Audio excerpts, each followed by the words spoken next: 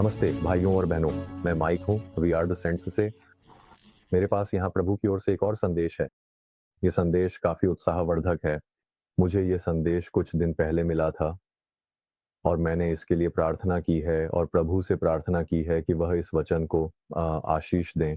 और मैं आशा करता हूँ कि आप में से जो भी इसे सुन रहे हैं, वे इससे आशीषित होंगे और आप इसके माध्यम से आत्मा का फल देखेंगे।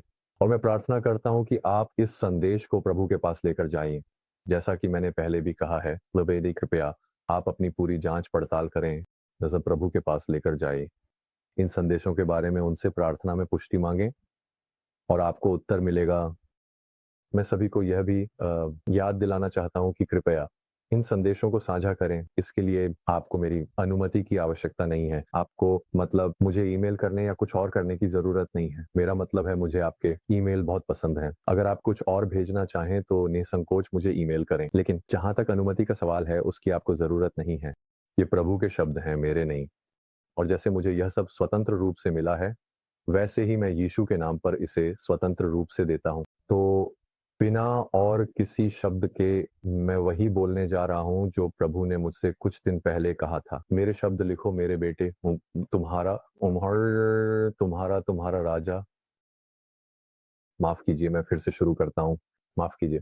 मेरे शब्द लिखो मेरे बेटे, इन्हें लिखो तुम्हारा राजा और एक महान जयकार दो।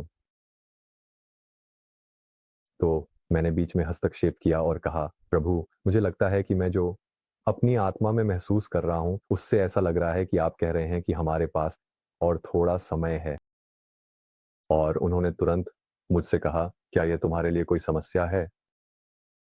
और मैंने कहा, नहीं, यह मेरे लिए बिल्कुल भी कोई समस्या नहीं है। असल में सच कहूँ तो मुझे थोड़ी राहत मिली क्योंकि चारों ओर बहुत सारी बातें हो रही हैं और वो बहुत सी भविष्यवाणियाँ की जा रही हैं, वो बहुत कुछ कहा जा रहा है और इसीलिए मैं भी एक तरह से खुद भी थोड़ा चिंतित हो रहा था।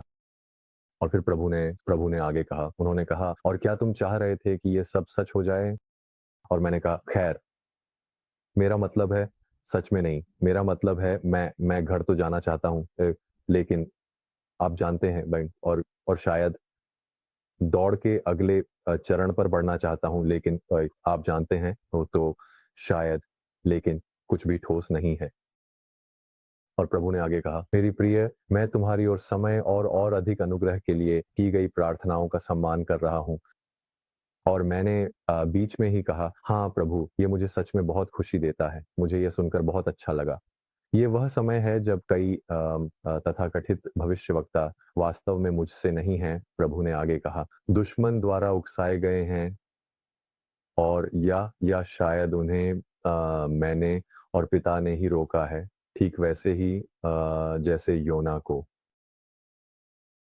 क्या तुम जो इस चैनल को सुनते हो, मेरी दया से नाराज़ हो? मेरे मार्ग तुम्हारे मार्ग नहीं है। पिता और मैंने और अधिक समय की अनुमति दी है। कितना समय मिलेगा, यह तुम पर निर्भर करता है, मेरे प्रार्थना योद्धाओं। इतना कहना काफ़ी है कि अगर तुम जल्दी घर आना चाहते हो तो बस प्रार्थना करना बंद कर दो। अपने सहकर्मियों, अपने विस्तारित परिवार के सदस्यों, खोए हुए और बीमार लोगों के लिए प्रार्थना करना बंद कर दो। लेकिन मैं जानता हूँ कि मेरी दुल्हन मेरे कार्य में लगी रहती है, और मुझे उसमें यह बात बहुत पसंद है, निःस्वार्थ और मेरे मानव जाति के प्रति प्रेम में व्यस्त। माइकल, मैं जानता हूँ तुम क्या सोच रहे हो, घटनाओं का क्रम।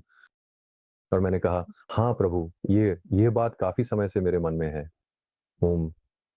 इससे पहले कि मैं आगे कुछ कह पाता, प्रभु ने बीच में ही बात काटते हुए कहा, आओ, इस विषय को किसी और समय पर कवर करें, ठीक है? और मैं निश्चित रूप से बोला, बिल्कुल, बिल्कुल, कोई समस्या नहीं। इस मौसम में क्या मुझे और मिल सकता है? माफ़ कीजिए, आपसे और अधिक, अधिक प्रार्थना और कम खरीदारी। यह समय मेरे कई विश्वासियों, मेरे बच्चों के लिए बहुत ही भ्रमित करने वाला है। यह वह समय है जब बहुत से लोग मेरे जन्म का उत्सव मनाते हैं। आखिरकार मेरे कई सेवकों ने इसके बारे में बताया था।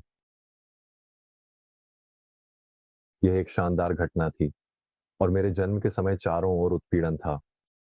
मेरी माँ और मेरे सांसारिक पिता ने कई कठिनाइयों का सामना किया। मेरी प्रिय माँ को उपहास, बदनामी, सामाजिक गलतियां और गर्भावस्था के अंतिम दिनों में एक बेहद कठिन और लंबी यात्रा सहनी पड़ी। मेरे प्रिय, क्या आप कल्पना कर सकते हैं कि मेरी माँ ने मेरे जन्म को पूरा करने के लिए क्या-क्या किया? जहाँ कई माताएं अपने घरों में परिवार और दाइयों के बीच बच्चे को जन्म देती थीं, वहीं उन्होंने विनम्रता से एक अस्तबल में लेटकर जन्म दिया। एक अस्तबल में। इस बात को विशेष रूप से रेखांकित किया गया। सभी जानवरों के साथ अंदर, क्या तुम कभी किसी खलिहान या अस्तबल में गए हो मेरे प्यारे बच्चों? और क्या तुमने वहां की हालतें देखी और उनकी गंध महसूस की है?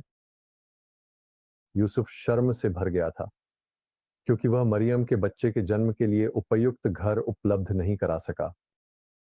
लेकिन मैंने उन्हें उनकी जरूरत की हर चीज दी और मैंने चमत्कारिक रूप से पूरे अस्तबल में शांति प्रदान की।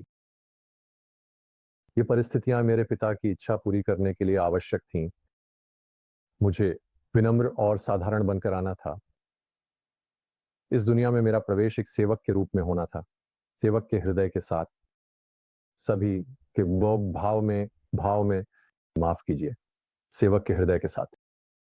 आध्यात्मिक रूप से मेरे जन्म पर पूरा स्वर्ग आनंदित हुआ। मुझे मेरे स्वर्गदूतों और स्वर्गीय सेना द्वारा एक राजा की तरह स्वागत मिला। चरवाहों और अन्य जाति राजाओं द्वारा मेरी पूजा की जाती थी। क्यों? भविष्यवाणी पूरी करने के लिए, हाँ। लेकिन इससे भी महत्वपूर्ण बात यह थी कि यह मेरे दूसरे आगमन की पूर्व छाया थी। मेरे प्रिय पुत्रों और पुत्रियों, मैं तुम्हें सच बताता हूं, चरवाहों ने मेरे जन्म का दर्शन देखा और सुना। यह इसलिए नहीं था कि वे शिक्षित थे, बल्कि इसलिए कि वे उस उद्धारकर्ता की प्रतीक्षा कर रहे थे जिसके बारे में भविष्यवक्ताओं ने बताया था। और इसलिए उन्होंने विश्वास के साथ विश्वास किया। गैर यहूदी राजा, ज्ञानी लोग, उन्होंने तारों और शास्त्रों का अध्ययन किया और विश्वास के साथ अपनी आंखें उठाईं और स्वर्गीय संकेतों का अर्थ देखा। तो मेरे प्रिय, चरवाहों ने विश्वास के द्वारा विश्वास किया और गैर यहूदी ज्ञानी लोगों ने मेरी इस दुनिया में आने को पहचाना। उसी समय उस युग के नेता दुनिया के कामों में व्यस्त थे। वो धार्मिक लोग सत्ता और पद की चिंता में लगे थे और मैं, यूं कहें तो, उनकी आंखों के सामने से ही चुपचाप निकल गया। मेरे प्रिय बच्चों, मेरी बात ध्यान से सुनो। तुम्हें क्षमा करने के लिए अधिक समय दिया गया है, प्रेम करने के लिए अधिक समय दिया गया है, उल्लास और सेवा करने के लिए अधिक समय दिया गया है। मैं आपका सम्मान करता हूं और आपके सभी प्रयासों की सराहना करता हूं। क्या तुम मुझे एक उपहार, एक भेंट देकर सम्मानित करोगे? क्या तुम अपना समय मेरे साथ बिताने के लिए समर्पित करोगे? खरीदारी में कम समय, गरीबों की सेवा में अधिक समय। एक दूसरे से और अधिक प्रेम करो, चाहे कुछ भी हो। दूसरों का न्याय न करो और उन्हें दोषी न ठहराओ। यह कितना अद्भुत होगा! ये मेरे लिए बहुत ही अद्भुत होगा। कितना मधुर उपहार होगा ये। और मैं वादा करता हूं, मैं उस हर प्रयास का उपयोग आत्माओं को बचाने के लिए करूंगा। महंगे रेस्तरां और शानदार मिठाइयों को त्याग दो। मुझे पता है कि यह समय आनंद लेने का है, लेकिन अपने मन को नियंत्रित करो ताकि तुम मेरे हृदय के करीब रह सको। मेरे जन्म का सम्मान करो, यह अपने बच्चों और परिवार को यह बताकर कि यह समय तुम्हारे लिए वास्तव में क्या मायने रखता है। यह बात आत्मधार्मिकता के साथ नहीं, बल्कि कोमलता और ईमानदारी से कहना। इस तरह तुम मेरा और मेरी माँ का बहुत सम्मान करोगे। क्या मैंने नहीं कहा था कि सभी पीढ़ियां उन्हें धन्य कहेंगी? इसका अर्थ है कि यह पीढ़ी भी। मेरे प्रियजनों, मैं तुम्हें सच बताता हूं, मेरी माँ विनम्रता और सेवा का उदाहरण थी और मैंने उन्हें इस जीवन में सम्मानित किया है जो अब उनके पास है। जब तुम उन्हें देखोगे तब समझ जाओगे, लेकिन संघर्ष तुम नहीं समझ पाओगे। या माफ करना जब तुम उन्हें देखोगे तब समझ जाओगे, लेकिन इतना कहना काफी है कि तुम चौंक जाओगे। यदि तुम मुझसे और निकट होना चाहते हो तो ये बातें करो और मैं तुम्हारे अपने शरीर से भी अधिक तुम्हारे निकट रहूंगा। मैं तुम सभी से प्रेम करता हूँ मेरी दुल्हनों को, कोमल हृदय से। मैं तुम्हें अपने ही उपहारों से नहला रहा हूँ। अब जाओ। और तुम्हें मैं ये कहता हूँ, पृथ्वी पर शांति और मनुष्यों के प्रति सद्भावना, तुम्हारा छोटा बेथलहम का बालक। और यही संदेश का अंत था। मुझे लगता है कि ये काफी स्पष्ट है। ये उम्र, ये साल का वह समय है वो जब हम अक्सर भूल जाते हैं कि असल में हम ये समय अपने परिवार और दोस्तों के साथ क्यों बिता रहे हैं। बहुत हलचल होती है, बहुत खरीदारी, बहुत खाना, और यह हमारी संवेदनाओं को सुस्त कर देता है। और जब प्रभु कहते हैं कि संसार से दूर रहो, तो यह हमारे लिए सतर्क रहने का समय है, सावधान रहने का समय है। जब हम बाहर होते हैं और अपना ध्यान उस असली महत्व से हटा लेते हैं जो वास्तव में महत्वपूर्ण है, यानी मसीह के जन्म का उत्सव मनाना, यह मनाना कि हमारे परमेश्वर ने देह धारण की ताकि हमारे लिए बलिदान बन सकें, ताकि हम उद्धार पा सकें।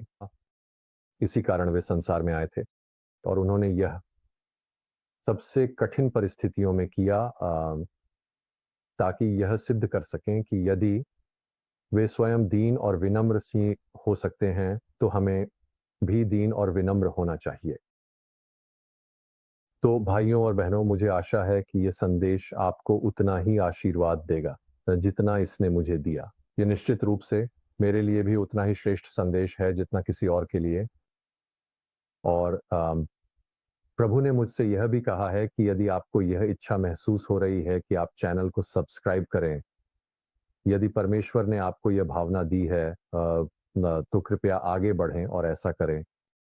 अगर आपको ये वीडियो पसंद आया हो तो कृपया लाइक बटन दबाएं। अगर आपको प्रभु की ओर से ऐसा करने की प्रेरणा मिल रही है तो कृपया ऐसा करें, इस पर दोबारा मत सोचिए। यह चैनल को बढ़ने में मदद करता है और हम अधिक आत्माओं तक पहुंच सकते हैं। यही यही हमारा लक्ष्य है, यही हम करना चाहते हैं। हम और अधिक खोए हुए लोगों तक पहुंचना चाहते हैं और उन्हें अपने झुंड में लाना चाहते हैं। तो बहुत बहुत धन्यवाद भाइयों और बहनों। अब मैं इसे यहीं समाप्त करता हूं। मैं आपको अगले वीडियो में मिलूंगा और शालोम।